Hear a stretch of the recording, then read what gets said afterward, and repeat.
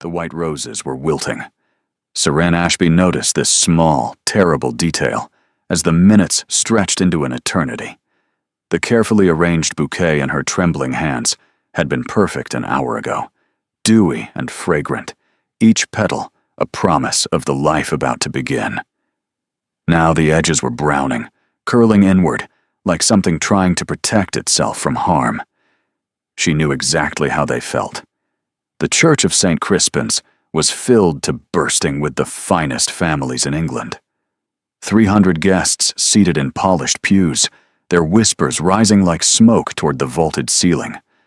300 witnesses to what was supposed to be the wedding of the season. 300 people watching Seren stand alone at the altar, waiting for a groom who had not come. Perhaps he's been delayed, her mother had whispered 30 minutes ago, her voice tight with forced optimism. The roads from London can be treacherous.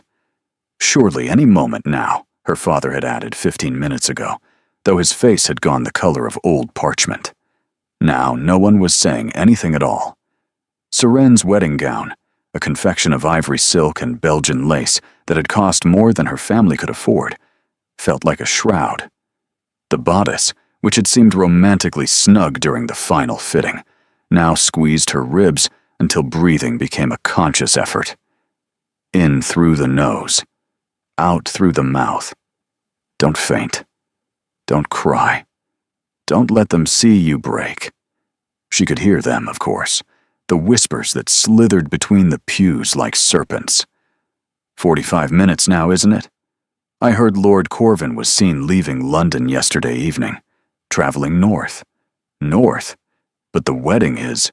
Precisely. The word landed like a blade between Serene's shoulder blades. She kept her spine straight, her chin lifted, her gaze fixed on the stained glass window above the altar, where saints looked down with painted pity. She would not turn around. She would not give them the satisfaction of seeing her face, but she could feel every stare, every pitying glance, and every delighted smirk from those who had never quite believed that plain Seren Ashby deserved to marry a viscount. They had been right, apparently. The church doors groaned open, and Seren's heart lurched with desperate hope. She turned, the wilting roses scattering petals across the altar steps, expecting to see Corvin rushing in with apologies and explanations. Instead, she saw his brother. Theron Vance, the Duke of Thornbury, stood in the doorway like a pillar of carved obsidian. He was dressed in unrelieved black, as though he had come to a funeral rather than a wedding, his dark hair swept back from a face that would have been handsome, if not for the cold assessment in his gray eyes. There was something aristocratic in the sharp line of his jaw, the way he held himself with the unconscious authority of someone accustomed to being obeyed. Those eyes found Seren. She had met the Duke only 3 times during her courtship with Corvin, and each encounter had left her feeling like a specimen pinned beneath glass. He never smiled, rarely spoke beyond what courtesy demanded. Corvin had laughed about it once, calling his elder brother the family gargoyle, with the easy cruelty of a man who had never known true hardship. Now the gargoyle was walking down the aisle toward her, his boots echoing against the stone floor, and every person in the church fell silent. He stopped before her, close enough that she could smell cedar and something darker, like smoke from a fire long burned out. His face revealed nothing. "Miss Ashby." His voice was low, precise, each syllable measured like coins being counted. "I bear a message from my brother. Don't say it. Please don't say it. He will not be coming." The words dropped into the silence like stones into still water. Somewhere behind her, a woman gasped. A man coughed. The whispers erupted into a roar that filled Seren's ears until she could hear nothing but the rushing of her own blood. Her knees buckled. Strong hands caught her elbows, steadying her before she could fall. The Duke's grip was firm, impersonal, but he did not release her. "Breathe," he commanded, and somehow she obeyed. "Where is he?" The question scraped from her throat like broken glass. Where did he go? That is irrelevant now. Irrelevant. Seren's voice cracked. I am standing at an altar in front of 300 people wearing a wedding gown for a wedding that isn't happening, and you tell me it's irrelevant. Something shifted in those gray eyes. Not warmth, exactly. Something harder to name. What I tell you, Miss Ashby, is that my brother is a coward and a fool, and he has placed you in an impossible situation. The Duke's gaze swept across the watching crowd, his expression darkening with what might have been contempt. These people will feast on your humiliation for years. Your family's reputation will not survive the scandal. Your prospects will be destroyed.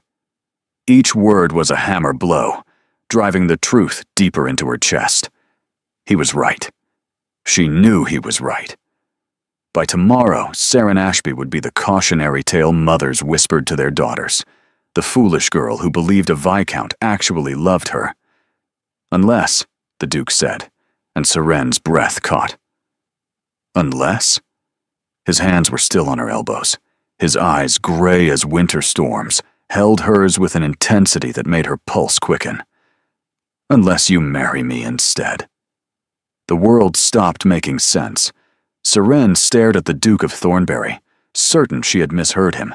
Behind her, the whispers had transformed into outright gasps of shock, but the sound seemed to come from very far away, as though she were underwater and drowning slowly. I beg your pardon, she managed. You heard me clearly, Miss Ashby. His voice remained steady, utterly calm, as though he proposed marriage to humiliated women every day. Marry me. Today. Now.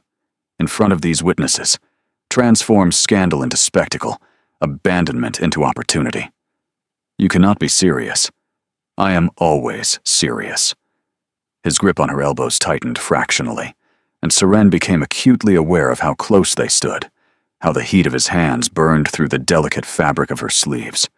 She searched his face for any sign of mockery, any hint that this was some cruel jest to compound her humiliation. She found nothing but cold, implacable resolve. Why? The question burst from her. Why would you do this? My reasons are my own. That's not good enough. You cannot expect me to marry a stranger without explanation.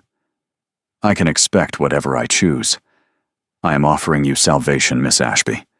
The alternative is to walk out of this church alone, past 300 witnesses who will ensure your ruin spreads across England before nightfall. Seren's chest constricted.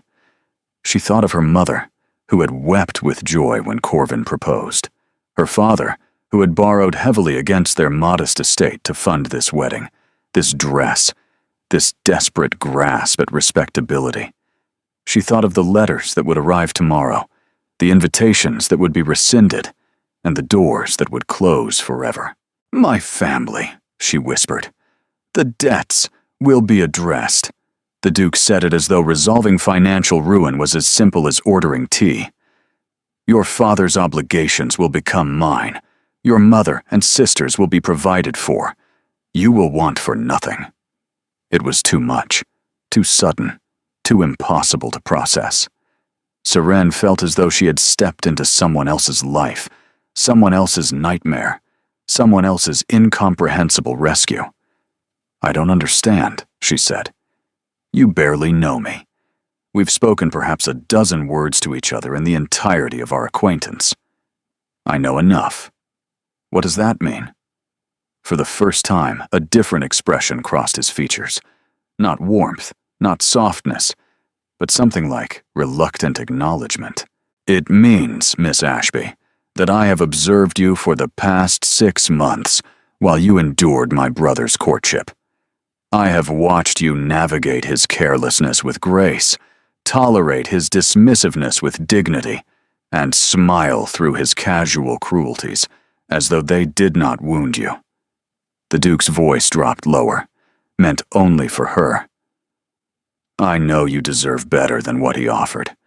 I know you are stronger than anyone in this church realizes, and I know that if you walk away from this altar alone, you will spend the rest of your life wondering what might have been. Seren's throat tightened. No one had ever spoken to her like this, seen her like this, laid bare truths she had hidden even from herself. So you're offering me what exactly? A business arrangement? A marriage of convenience? I'm offering you a choice. His gray eyes held hers, unwavering, the only one available to you in this moment. She looked past him at the assembled crowd, saw the vultures circling, eager for blood, saw her mother's tear-streaked face, her father's ashen pallor, and her younger sisters clutching each other in the family pew. She thought of Corvin, who had promised her forever, and then fled without even the courage to tell her himself. She thought of all the years ahead, marked by whispers and pity and closed doors. And then she thought of the man standing before her, cold as marble, but offering her a lifeline nonetheless. If I say yes, Seren said slowly, what happens then? Then we proceed. The Duke glanced toward the vicar, who stood frozen at the altar with his prayer book clutched to his chest. The ceremony continues. The guests witness a wedding. The scandal becomes a sensation, yes, but a favorable one. The jilted bride becomes the Duchess of Thornbury, and no one will dare pity her again. The Duchess of Thornbury. The title felt foreign, impossible, like trying to wear a crown made for another woman's head. And afterwards? Afterwards, you will come to Thornbury Hall as my wife.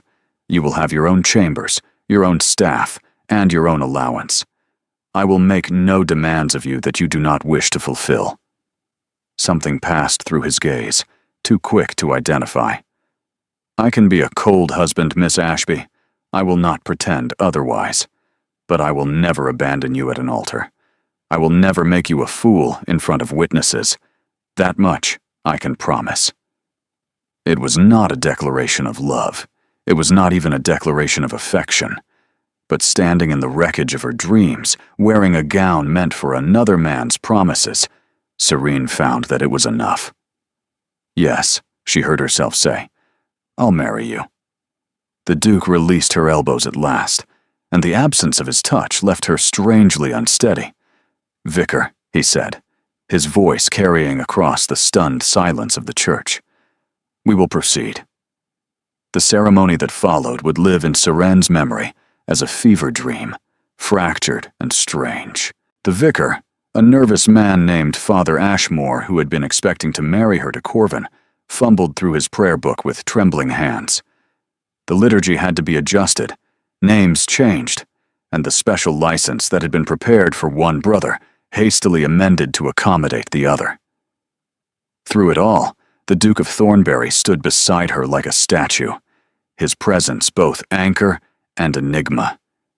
Serene heard her own voice, as though from a great distance, reciting vows that felt too large for her mouth, to have and to hold, for better or worse, for richer or poorer. The words that should have bound her to Corvin now bound her to this stranger instead, this cold, powerful man who had swept in like a storm and upended everything. His hand was steady when he took hers to slide on the ring, a band of white gold set with a single sapphire. It had belonged to his mother, he murmured, and though it was slightly loose on her finger, it felt strangely right. His skin was warm against her cold fingers, and Seren found herself wondering absurdly if dukes ran hotter than ordinary men. With this ring, I thee wed. His voice never wavered, never softened, but there was weight to the words that made something twist beneath Serene's ribs. Father Ashmore pronounced them man and wife, and the Duke leaned down to press a kiss to her cheek, brief and formal, his lips barely grazing her skin before he withdrew. It was done. Seren Ashby was now Seren Vance, Duchess of Thornbury, and she had no idea what that meant. The reception that followed was mercifully brief. The wedding breakfast had been prepared for a different groom, the seating arrangements made for a different couple, but somehow everything proceeded as though this had been the plan all along. Seren smiled until her face ached, accepted congratulations that ranged from genuine to incredulous, to barely concealed envy, and tried not to notice the way people looked at her husband, because they did look. Everyone looked at Theron Vance, Duke of Thornbury, with the wary fascination reserved for apex predators. He moved through the crowd like a shark through still water, exchanging the minimum required pleasantries, deflecting questions about his brother with icy finality, and never once straying far from Seren's side. "People are staring," she murmured, during a rare moment when no one was demanding their attention. "Let them." His hand rested at her waist, the touch light but proprietary.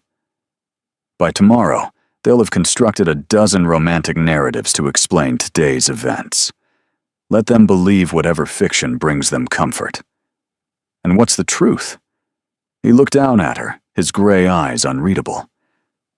"The truth is rarely as interesting as the story." Before she could respond, her mother appeared, fresh tears streaming down her face. "My darling girl," she said, gathering Seren into an embrace that smelled of rosewater and relief. "I don't understand what's happened, but you're safe now. You're protected." She pulled back, clasping Seren's hands. "A duchess. My daughter, a duchess." Seren tried to summon a reassuring smile. "It's rather a lot to take in." "Your Grace." Her mother turned to Theron, dropping into a curtsy so deep it was nearly a genuflection. "I cannot begin to express our gratitude. When he... Madam."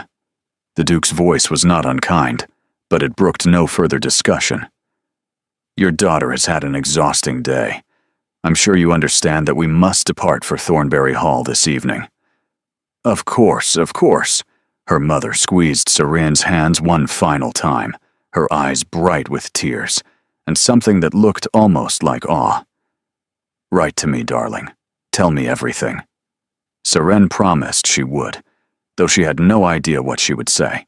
The carriage that waited outside the church was black and gleaming, pulled by 4 matched gray horses that looked as cold and elegant as their master. A footman in Thornbury livery helped Seren inside, and she sank onto velvet cushions that probably cost more than her entire wardrobe. The Duke settled across from her, his long legs stretched out, his gaze fixed on the passing countryside as the carriage lurched into motion. Silence filled the space between them, heavy and strange. Seren studied her new husband in the fading afternoon light. He was handsome, she supposed, in the way that mountains were handsome. Impressive, forbidding, not something you wanted to get too close to. His jaw was sharp enough to cut glass, his cheekbones severe, his mouth set in a line that suggested smiling was a foreign concept. "You're staring," he said, without looking at her. Heat flooded Seren's cheeks. "I apologize.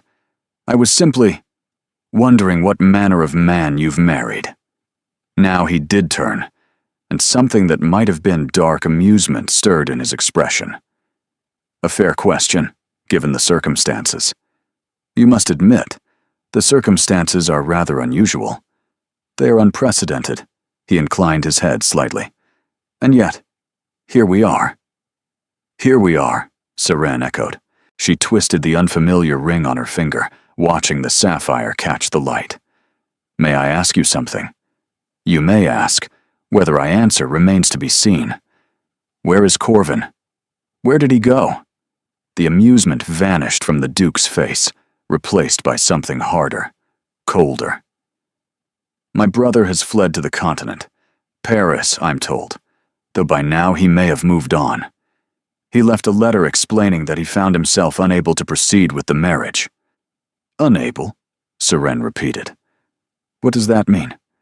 "It means he is a coward who could not face the consequences of his own choices." Theron's voice was flat, devoid of emotion. "It means he decided that his freedom was worth more than your future, your family's security, or basic human decency." The words should have hurt more than they did. Perhaps the wound was too fresh, too deep for proper pain. Or perhaps some part of Seren had always known that Corvin's charm was merely surface, his promises as substantial as morning mist. Did you know? She asked. Did you know he was going to run? The silence that followed was heavy, weighted with something Seren couldn't name. I suspected, the Duke said finally. My brother has always been skilled at evading responsibility. When he failed to arrive at the church by the appointed hour, I knew. And you decided to intervene. I decided to offer you an alternative. Why? The question that had plagued her since he first spoke those impossible words at the altar. You still haven't told me why. Theron turned back to the window, his profile sharp against the gray sky. Because you deserved better than what he gave you, he said quietly. Because someone needed to act, and no one else would. Because, he stopped, jaw tightening. Because I could. It wasn't an answer. Not really. But something in his voice, some thread of emotion carefully suppressed, told Serene that there was more to this story than the Duke was willing to reveal. The carriage crested a hill, and Serene's breath caught. Thornbury Hall rose from the landscape like something out of a Gothic novel. Gray stone towers pierced the darkening sky, hundreds of windows glittering with candlelight, vast grounds spreading in every direction like a kingdom unto itself. It was beautiful and terrible and overwhelming in equal measure. Welcome home, the Duke said, and Serene heard something in his voice she couldn't quite identify. The carriage wheels crunched on gravel as they approached the main entrance, where a small army of servants had assembled to greet their new Duchess. Serene looked at the impossible house, the silent husband, the life that had been thrust upon her without warning or preparation. What had she agreed to? And more importantly, why did the Duke of Thornbury's gray eyes hold shadows that seemed far deeper than mere coldness? The carriage door opened, and Serene stepped into her new life, the questions multiplying with every breath. Thornbury Hall swallowed Serene whole. She had thought herself prepared for grandeur. The Ashby family was not wealthy, but they were gentry, and Serene had attended enough society events to know what fine houses looked like. She had visited Corvin's London townhouse during their courtship, admired its elegant furnishings, its tasteful artwork, its air of casual prosperity. None of it had prepared her for this. The entrance hall alone could have contained her family's entire home. Marble floors stretched in every direction, veined with gray and silver that caught the candlelight from chandeliers that dripped crystal like frozen waterfalls. Portraits of stern-faced Vance ancestors lined the walls, their painted eyes following her as servants materialized from shadowed doorways, forming a receiving line that seemed to stretch forever. Your Grace. A woman stepped forward, tall and spare, her gray hair pulled back in a severe knot. Her black dress marked her as the housekeeper, and her eyes assessed Serene with the clinical precision of a jeweler examining a stone of questionable value. I am Mrs. Ashworth. Welcome to Thornbury Hall. Thank you. Serene's voice sounded thin, inadequate against the vastness of the space. Mrs. Ashworth manages the household, Theron said, his hand settling at her lower back. The touch steadied her, though she couldn't have said why. She will see to anything you require. The Duchess's chambers have been prepared, Mrs. Ashworth continued, her tone professionally neutral, per His Grace's instructions. Serene caught something in those words, some emphasis she couldn't quite parse. Per His Grace's instructions. What instructions? When had there been time for instructions? But the Duke was already guiding her toward the grand staircase, and she had no opportunity to ask. Her chambers were not chambers. They were a suite, a self-contained world of silk and velvet and polished wood. A sitting room with windows overlooking gardens that disappeared into darkness. A dressing room larger than her bedroom at home, and the bedroom itself, dominated by a four-poster bed, draped in fabric the color of midnight sky, its posts carved with climbing roses and thorns. These were my mother's rooms, Theron said, and something in his voice made Seren turn to look at him. Were. She died when I was 12. They've been closed ever since. He moved to the fireplace, where flames already crackled against the evening chill. I had them reopened for you. The weight of that statement settled over Seren like a cloak. 20 years these rooms had been shuttered, preserved in memory's amber, and he had opened them for her. A woman he barely knew. A wife he had claimed out of obligation, or pity, or some motivation she still couldn't name. She struggled for words. That's very generous. Generosity has nothing to do with it. His voice had returned to its usual coolness.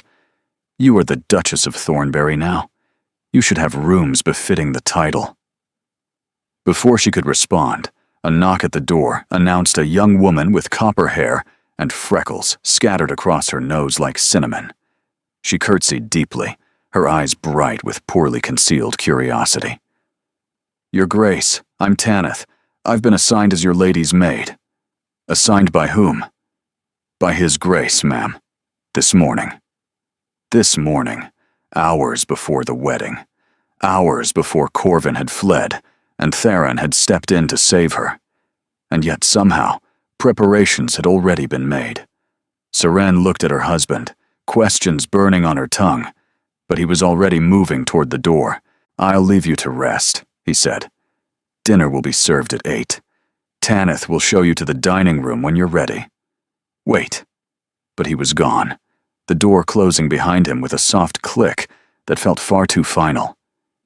Seren sank onto the edge of the enormous bed, her wedding gown pooling around her like a silk ghost.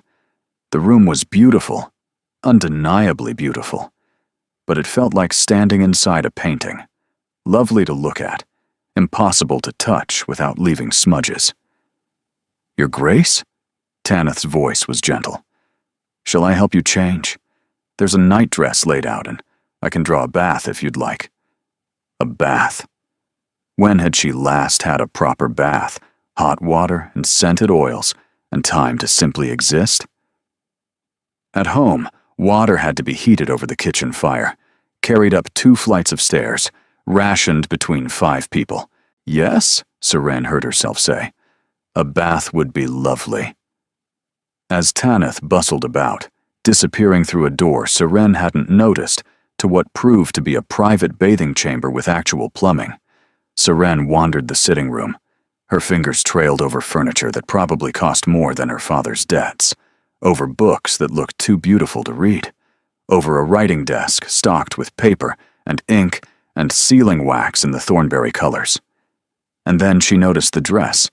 It hung in the dressing room, clearly visible through the open door. Not her wedding gown, which lay wilted where she'd dropped it. This was something else entirely.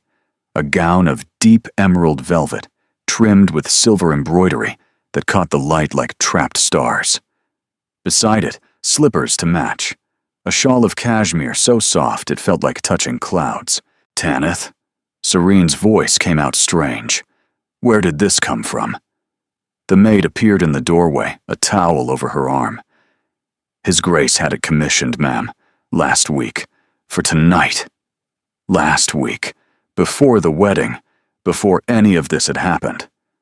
I don't understand, Seren whispered, but even as she said it, a strange suspicion began to form in her mind. How much had the Duke of Thornbury known? How much had he planned? And what exactly had she married into?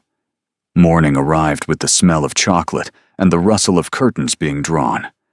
Seren blinked awake, momentarily disoriented by the unfamiliar ceiling, the too soft bed, the daylight streaming through windows that faced the wrong direction. Then memory crashed over her like a cold wave, and she remembered everything. The altar, the abandonment, the Duke, her husband. Good morning, Your Grace. Tanith appeared beside the bed, with a tray that held a delicate china cup, steam curling from its contents. I've brought chocolate. Mrs. Ashworth says the Dowager Duchess will receive you at 11. Seren sat up slowly, her body aching in strange places from yesterday's tension. The Dowager Duchess? His Grace's grandmother, ma'am. She doesn't live in the main house. She has her own wing on the east side. But she wishes to meet you." Something in Tanith's careful tone suggested this wasn't optional. Of course, Seren accepted the cup, the warmth seeping into her cold fingers. "What should I expect?" Tanith hesitated, clearly wrestling with servant's discretion versus feminine solidarity. Finally, she leaned closer, her voice dropping. "Lady Isolde is particular, Your Grace. She had certain expectations regarding His Grace's marriage. The circumstances yesterday were not what she anticipated." Seren nearly laughed at the understatement. "I imagine not. Just be yourself, ma'am. She respects honesty, even when she doesn't like what she hears." Armed with this dubious reassurance, Seren allowed herself to be dressed in a morning gown of soft rose that she didn't remember seeing in the dressing room last night. More mysterious provisions, more questions without answers. At precisely 11, a footman escorted her through corridors that seemed designed to intimidate, finally depositing her before a door of carved oak that bore the Vance family crest. The room beyond was a study in controlled elegance.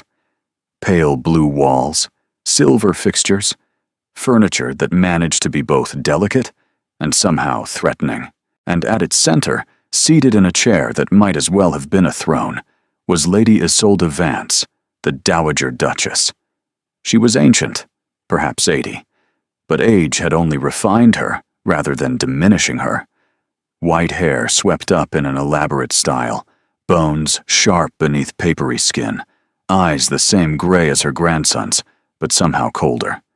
She wore black silk and pearls, and she examined Seren with the detached interest of a scientist studying an unusual specimen. "So," her voice was surprisingly strong, "you were the young woman who was abandoned at the altar and somehow emerged as Duchess of Thornbury. No greeting, no pleasantries." Serene's spine straightened. "I am." "Sit." Seren sat in the indicated chair, folding her hands in her lap to hide their trembling. "Tell me about yourself, not the polished version you would offer at a dinner party. The truth." It was the last thing Seren had expected. She drew a careful breath.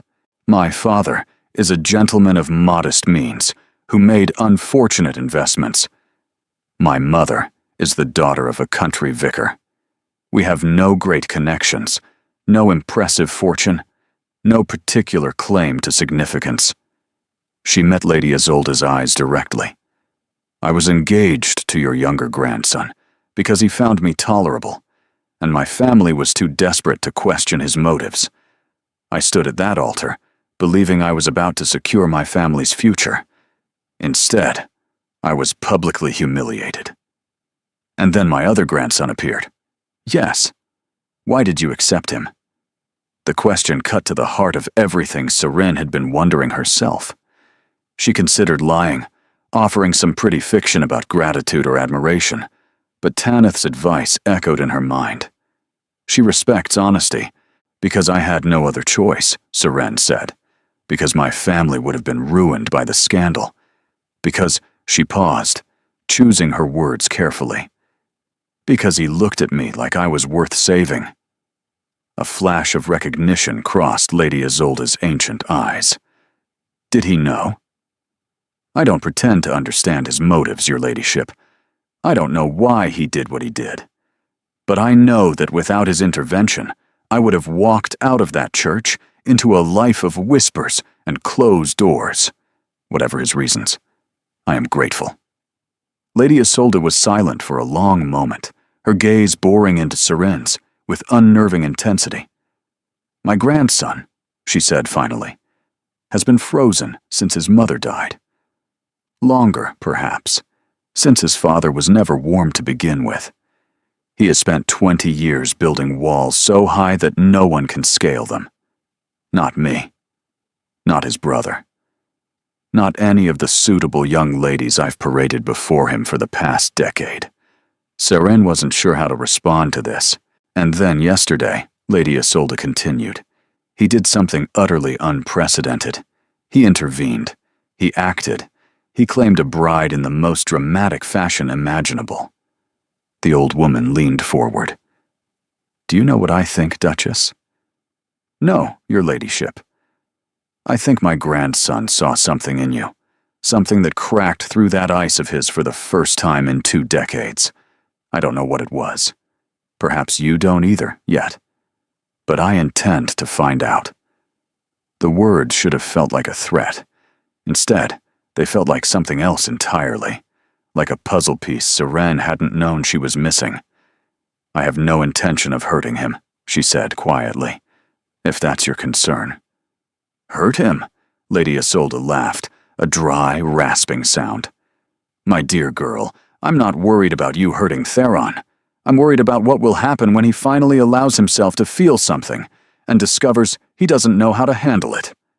She rose, signaling the interview's end. "You may be good for him," she said, moving toward the door. "Or you may be a disaster. Either way, it will be interesting to watch." She paused with her hand on the handle. "Welcome to the family, Duchess. Try not to burn it down." The days that followed were strange, suspended things. Seren learned the rhythms of Thornbury Hall, the way morning light filled the east-facing breakfast room, the echoing footsteps in endless corridors, and the particular silence of a house too large for the people who lived in it. She explored when she could, losing herself in galleries and libraries and conservatories filled with exotic plants that seemed impossibly alive against the gray English sky. And she waited for her husband. Theron was a ghost in his own home. She glimpsed him at meals, where they sat at opposite ends of a dining table, long enough to seat 30, exchanging polite observations about weather and estate business, while servants moved silently around them. She sometimes heard his footsteps late at night, passing her door on the way to his own chambers in the opposite wing.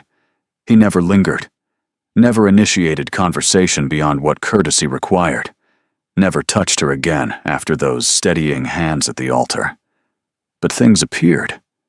Small things, at first, easily overlooked if she hadn't been paying attention.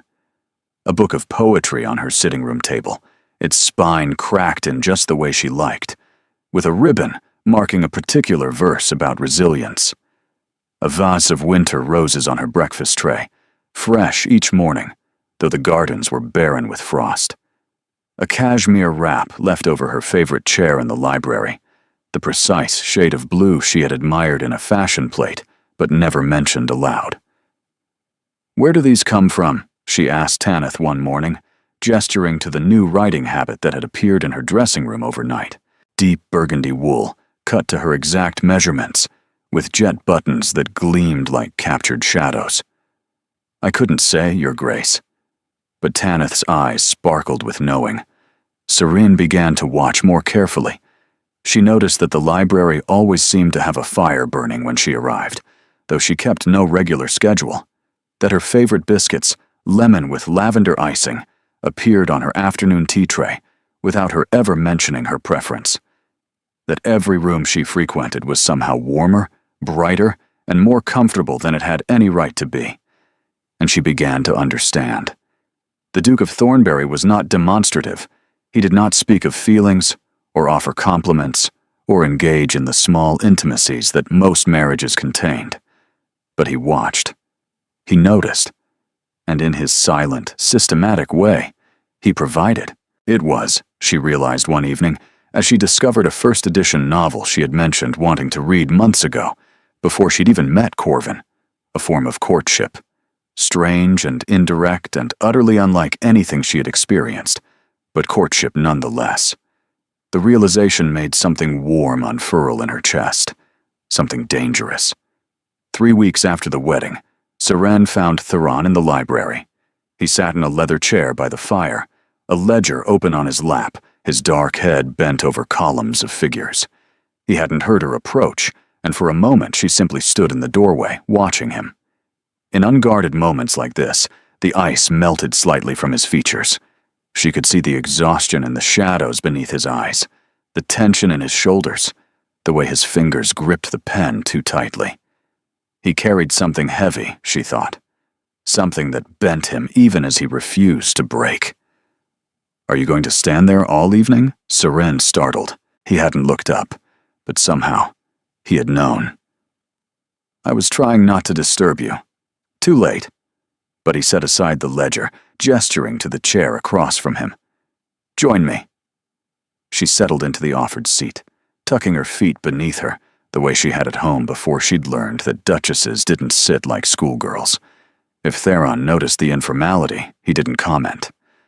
"I wanted to thank you," she said, "for the book, the Radcliffe novel." A subtle change crossed his features. "You found it. It's a first edition. It must have cost a fortune. Money is not a concern. That's not the point." Seren leaned forward. "The point is that I mentioned wanting to read it once, months ago, in passing, to Corvin. And somehow, you knew." The silence stretched between them. The fire crackled. "My brother talked about you," Theron said finally. "During his courtship. Not often and not kindly, but occasionally details emerged. Your preferences, your habits, your history." His jaw tightened. I paid attention. "Why?" He looked at her then, and for the first time, she saw something behind the ice. Something vast and complicated and carefully contained. "Because he didn't deserve you," Theron said quietly. "Because I watched him court you with carelessness and neglect, and I thought—" He stopped, seeming to catch himself. "You thought what?" "It doesn't matter." "It does to me." Another silence, longer this time. When he spoke again, his voice was rough. "I thought that if I ever had the chance, I would do better." The words hung in the air between them, heavier than they should have been. Seren's heart was beating too fast, her breath coming too shallow. "And now you have the chance," she said softly. "Now I have the chance." He held her gaze, and for one impossible moment, the walls came down entirely. She saw loneliness so profound, it ached to witness. Grief that had calcified into something sharp and cold. And beneath it all, barely visible, the faintest flicker of hope. Then he looked away, and the walls rebuilt themselves. "It's late," he said. "You should rest." "Theron." "Good night, Seren." It was the first time he had used her name. The sound of it in his voice, low and careful, made something crack open in her chest. "Good night," she whispered, and left him there by the fire, surrounded by shadows and silence. But as she climbed the stairs to her chambers, she realized something had changed. The ice had fractured, and Seren was determined to find the man beneath. The invitation arrived on a silver tray, its cream-colored envelope sealed with wax, the color of dried blood. "The Marchioness of Pemberton requests the honor of your presence," Seren read aloud, her chest tightening with each word. "A winter ball to celebrate the season. Saturday next." Theron looked up from his breakfast, his expression unreadable. "You don't have to attend." "Don't I?" Serene set down the invitation. "I've been hiding at Thornbury Hall for nearly a month. People are talking, speculating. If I don't appear in public soon, the whispers will only grow louder. Let them whisper. Easy to say when you're not the one they're whispering about." The words came out sharper than she'd intended. She softened her voice. "I need to face them, Theron. I need to show them I'm not ashamed." A glimmer of something, respect, perhaps, or concern, passed through his gray eyes. "Then we'll attend together." The week that followed was a whirlwind of preparations. Madame Fontaine, a modiste of terrifying reputation, descended upon Thornbury Hall with bolts of fabric and an army of seamstresses. By Saturday, Seren had been measured, pinned, adjusted, and ultimately transformed. The gown was a masterpiece. Midnight blue silk that shifted to silver in candlelight, with a bodice embroidered in tiny crystals that caught fire with every movement. It was the most beautiful thing she had ever worn, and as she examined herself in the mirror, she barely recognized the woman staring back. "You look like a duchess," Tanith said softly. "I look like I'm pretending to be a duchess." Perhaps that's how it starts. Tanith fastened a necklace around Serene's throat, sapphires and diamonds, in an antique setting that felt heavy with history. His Grace sent this up. It belonged to his mother. Serene's hand rose to touch the cold stones. His mother's jewels. His mother's rooms. All these pieces of a woman she had never met, given to her as though she deserved them. Theron was waiting at the bottom of the grand staircase, and for one suspended moment, Serene forgot to breathe. He wore formal evening attire, black as always, but somehow different. The severity that usually defined him had been refined into something almost elegant. His dark hair was swept back from his face, emphasizing those sharp cheekbones, that uncompromising jaw. He looked like a fallen angel, beautiful and dangerous and utterly unreachable. Then he looked up and saw her, and something in his expression cracked. "You're—" He stopped, cleared his throat. "The gown suits you."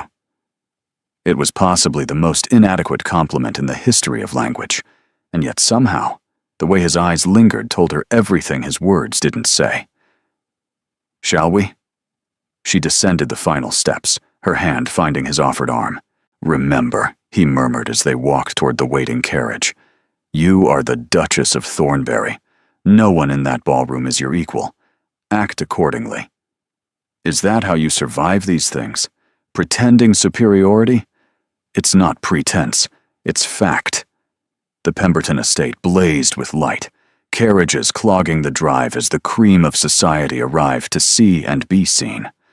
Footmen in powdered wigs opened doors, and Serene stepped into a world of crystal chandeliers, champagne fountains, and hundreds of curious eyes.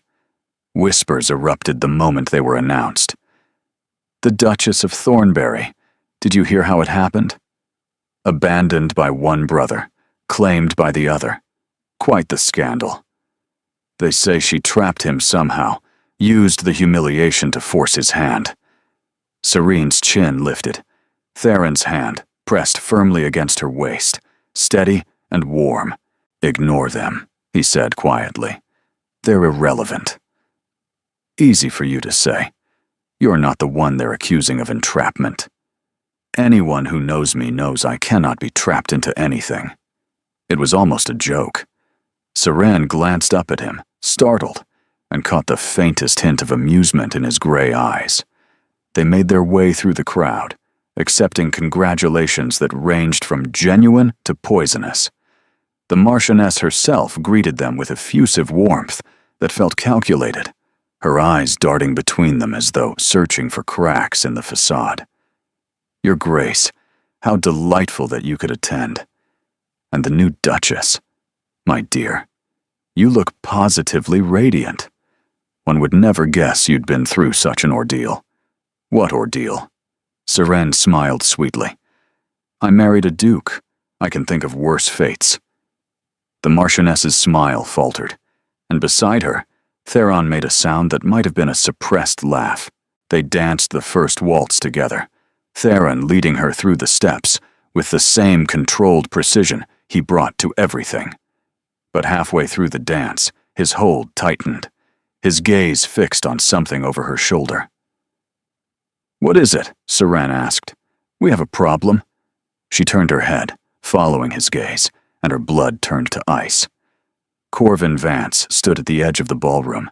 He looked thinner than she remembered, his golden hair disheveled, his evening clothes slightly rumpled as though he'd dressed in haste. His eyes, those warm brown eyes that had once smiled at her with what she'd believed was love, were fixed on her with an expression she couldn't name. The music continued, but Serene's feet had forgotten how to move. "Keep dancing," Theron commanded, his voice low and urgent. "Don't let him see that you're affected. He's here. He came back." "Yes." "Did you know?" "No." The word was clipped, furious. "I would have prevented it if I had."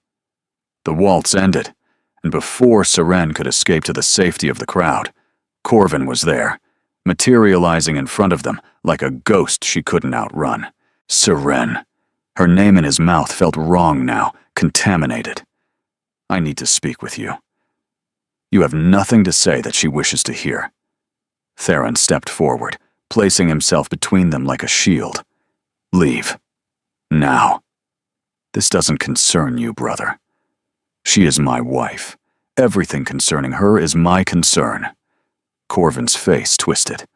Your wife? Yes, I heard about your gallant rescue. Very noble, Theron. Very convenient. Tell me, did you plan this? Did you orchestrate my absence so you could swoop in and claim her yourself? You're delusional. Am I? Corvin's voice rose, drawing attention from nearby guests. You always wanted what I had. The attention, the charm, the ability to actually live instead of hiding behind your ledgers and your duties. And now you have her. I am not a possession to be had, Seren said, her voice cutting through their confrontation. Both brothers turned to look at her. You left me at the altar, Corvin. You fled without a word, without explanation, without the basic decency of facing me yourself. Whatever claim you believed you had on me died in that church. Seren, please. Your Grace, she corrected coldly. We are not intimates anymore, Lord Corvin. We are nothing. She took Theron's arm, her fingers digging into his sleeve. Take me home, she said quietly. Please. I can't stay here. He covered her hand with his own, and without another word to his brother, led her toward the exit. But as they departed, Seren heard Corvin's voice, low and venomous, carrying across the ballroom. This isn't over, brother. Not even close. The carriage ride back to Thornbury Hall was silent, but the silence was different this time. Charged, electric with unspoken words. Serene stared out the window at the dark countryside, her mind racing. Corvin was back. Corvin wanted something. Her. Revenge. Absolution. She couldn't tell which. And Theron.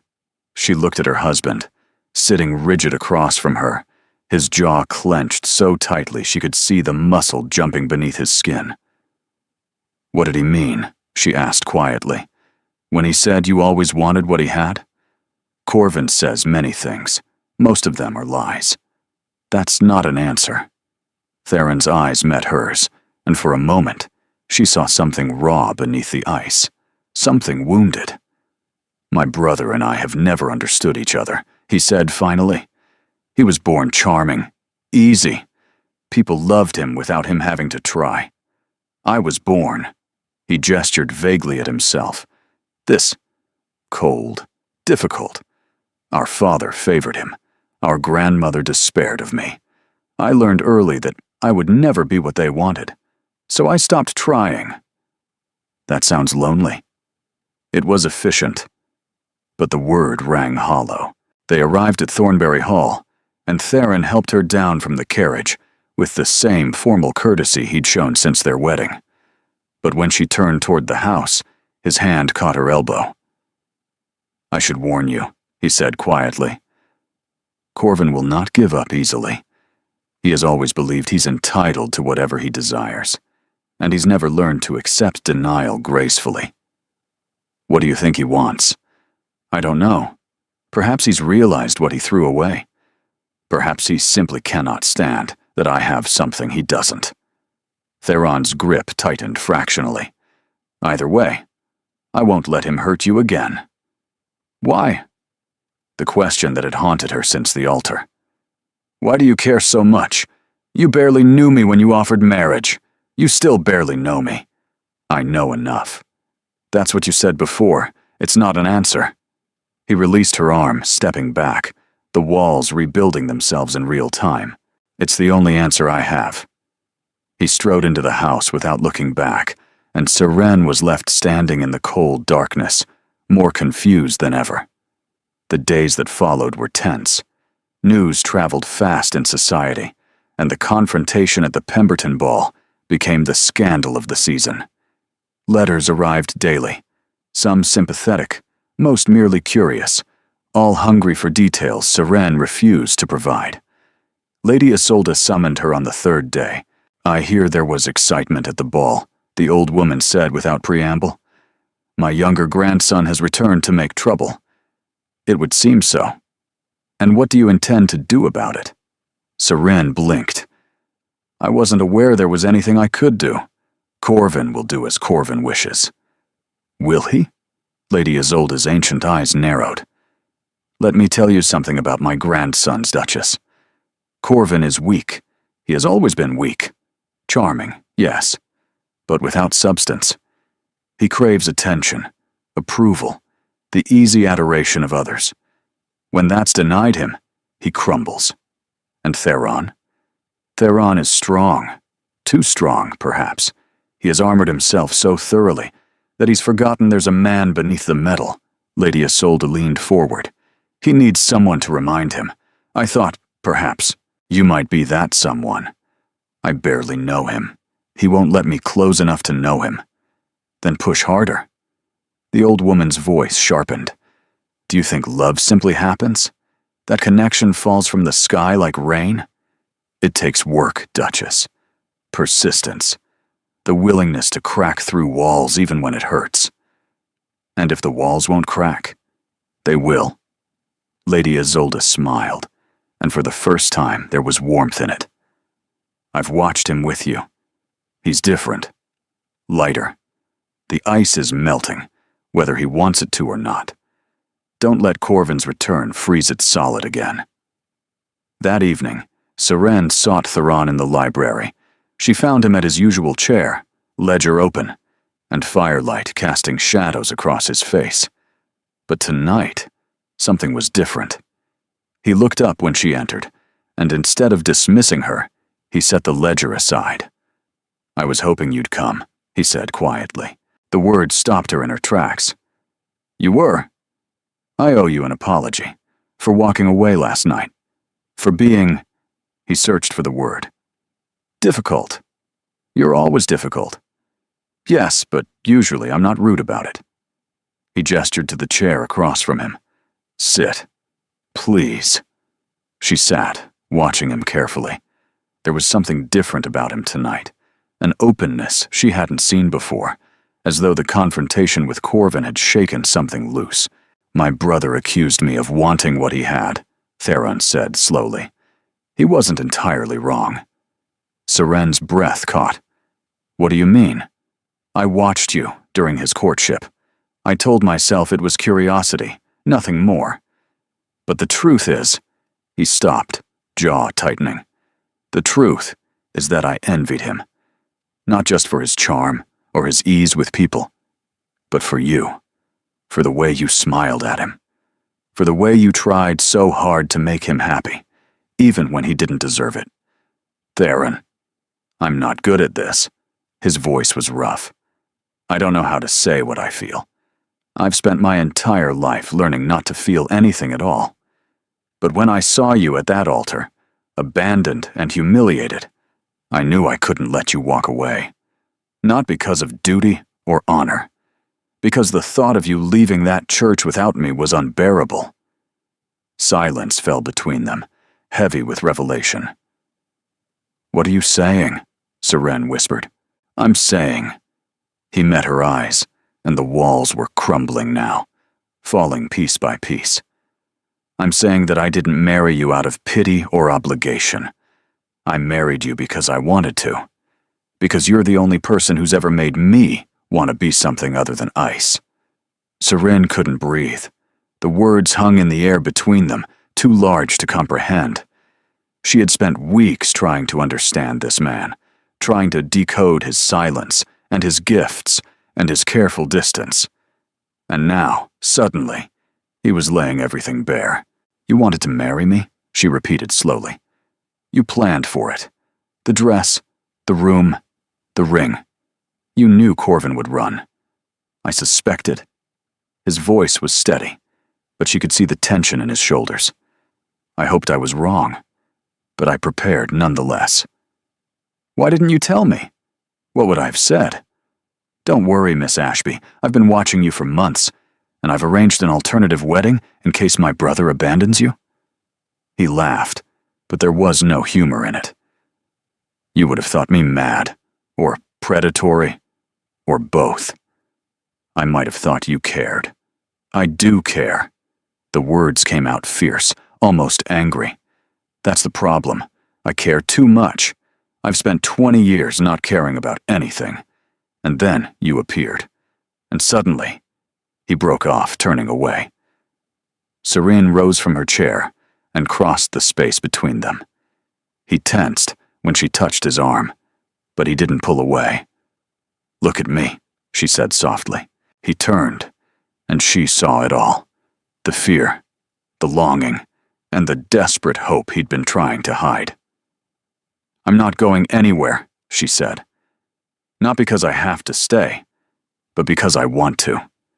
Because somewhere in the past few weeks, between the gifts and the silence, and the way you always seem to know exactly what I need," her voice caught, "I started to fall in love with you."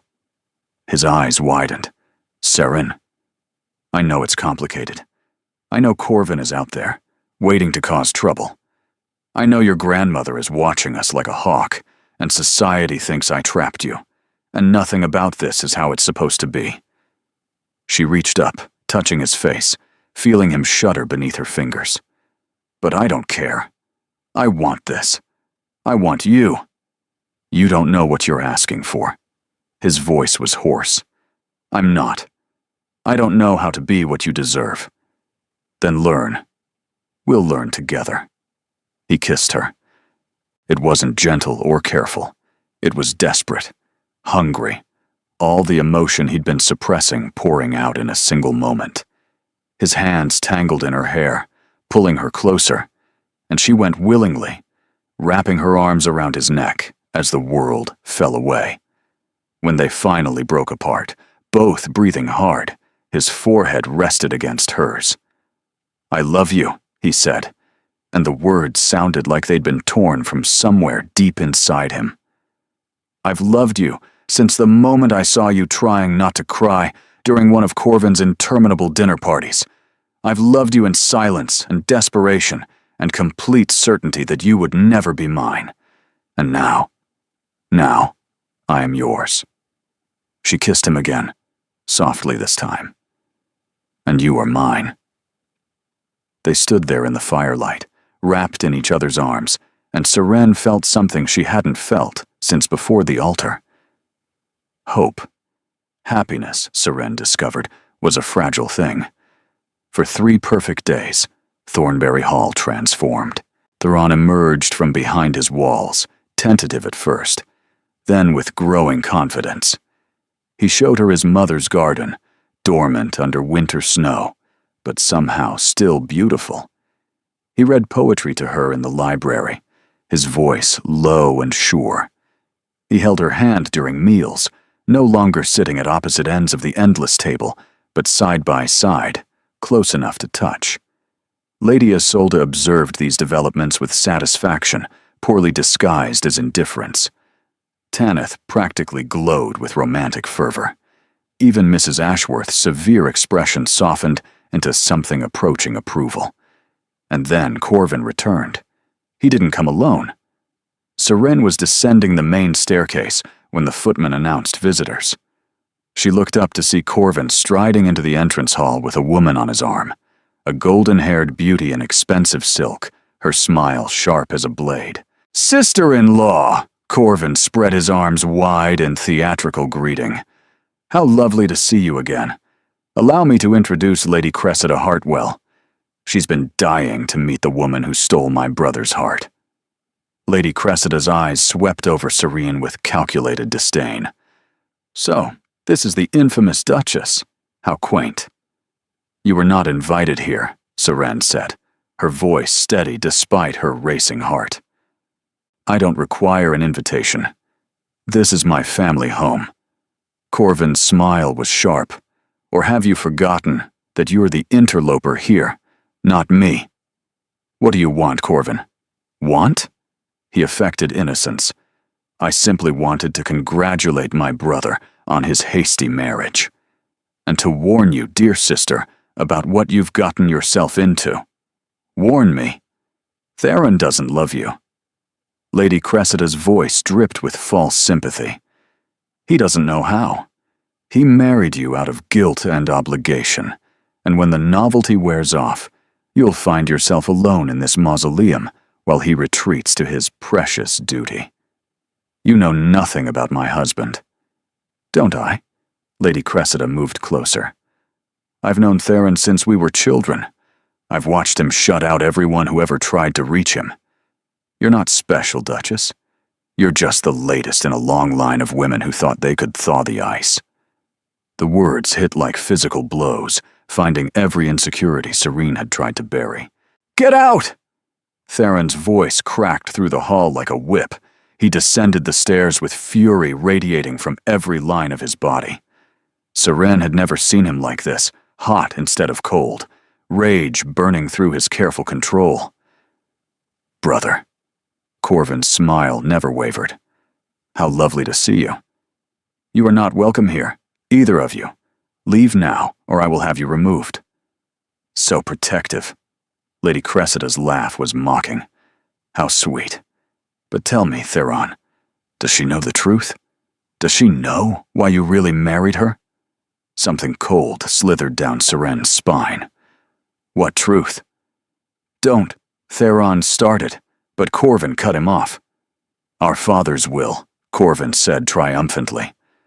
Theron had to marry before his 35th birthday, or forfeit control of half the Thornbury estate. To me. He spread his hands. "You were convenient, Duchess. Nothing more. A solution to a legal problem." The world tilted beneath Serene's feet. "Is this true?" she whispered, turning to Theron. His face had gone pale. "It's not. There's more to it than—" "Is it true?" "Yes." The word fell like a stone. "But Serene, please, let me explain." She didn't hear the rest. She was already running up the stairs, away from the triumphant smile on Corvin's face, and the devastating truth she should have seen all along. She locked herself in her chambers and didn't emerge for the rest of the day. 3 days of silence. 3 days of meals sent back untouched. 3 days of Theron knocking at her door, his voice increasingly desperate, while Serene stared at the ceiling and wondered how she could have been so foolish. Of course there had been another reason. Of course his dramatic rescue had served his own purposes. The gifts, the attention, the careful courtship, all of it had been manipulation, designed to keep her compliant while he secured his inheritance. Except the gifts had started before the wedding, before she'd even known Corvin would flee. The room had been prepared, the dress commissioned, the arrangements made, not to trap her, but to save her, as though he'd been planning for the possibility all along. And the things he'd said in the library, the way he'd looked at her, the trembling in his hands when he finally allowed himself to touch her. Could all of that have been a lie? On the 4th morning, Tanith arrived, not with breakfast, but with a letter. "His Grace asked me to give you this," he said, her voice caught. "He said if you don't want to see him after you read it, he'll understand. He'll make arrangements for you to return to your family with a generous settlement. He won't contest it." Serene took the letter with trembling hands. "Serene, Corvin told you the truth about the will. I cannot deny it. My father, in his infinite wisdom, decided that I needed motivation to marry, and so he created a deadline that would transfer half my inheritance to my brother if I failed to wed before my 35th birthday. But here is what Corvin didn't tell you. The deadline was 3 months away when you stood at that altar. I had time. I could have found someone else, someone suitable, someone appropriate, someone who wouldn't complicate my carefully ordered life. I chose you, not because you were convenient, not because you were desperate, not because I needed a wife and you happened to be available. I chose you because I had watched you for 6 months and fallen helplessly, hopelessly in love with a woman engaged to my brother. I chose you Because when I saw you standing there, abandoned and humiliated, I knew that if I didn't act, I would spend the rest of my life regretting it. The will gave me an excuse, a justification that let me pretend I was being practical rather than admitting the truth, that I would have married you regardless, that I would have married you if it cost me everything. I should have told you. I was afraid that if you knew there was a practical reason for my proposal, you would never believe the emotional one. I was wrong. You deserved the truth from the beginning, and I failed you. For that, I am sorrier than I can express. If you want to leave, I won't stop you. I'll provide for you, ensure you're comfortable, and make certain you never want for anything. But if there is any part of you that believes what we had was real, if you can find it in your heart to give me another chance, then come to the garden at sunset, the place where my mother's roses sleep. I'll be waiting. I'll wait as long as it takes. Yours, in whatever way you'll have me. Theron. Saren read the letter 3 times. Then she dressed, walked to the door, and unlocked it. The garden in winter was a study in waiting. Bare branches traced dark lines against the fading sky. Snow dusted the ground like scattered diamonds. And there, standing among the sleeping roses, was Theron. He turned when he heard her footsteps, and the hope and fear in his eyes nearly broke her heart. "You came," he breathed. "You thought I wouldn't? I thought," his voice cracked, "I thought I'd finally destroyed the only good thing that ever happened to me." Saren crossed the distance between them and took his hands in hers. They were ice cold, as though he'd been standing there for hours. "I'm still angry," she said quietly. "You should have told me, from the beginning." "I know. But I understand why you didn't, and She took a shaky breath. "I believe you, about all of it. You do. The dress you commissioned before the wedding, the room you prepared, the way you knew my favorite biscuits before I'd ever set foot in this house." She squeezed his hands. "You weren't planning a convenient marriage, Theron. You were planning to save me. Whatever excuse you needed to justify it." He pulled her into his arms, holding her so tightly she could barely breathe. "I love you," he said against her hair. "I love you more than duty, more than inheritance, more than anything I've ever known. Please don't leave. Please stay." "I'll stay." She pulled back enough to meet his eyes. "But no more secrets. No more walls. If we're doing this, we're doing it together. Whatever you want. Anything."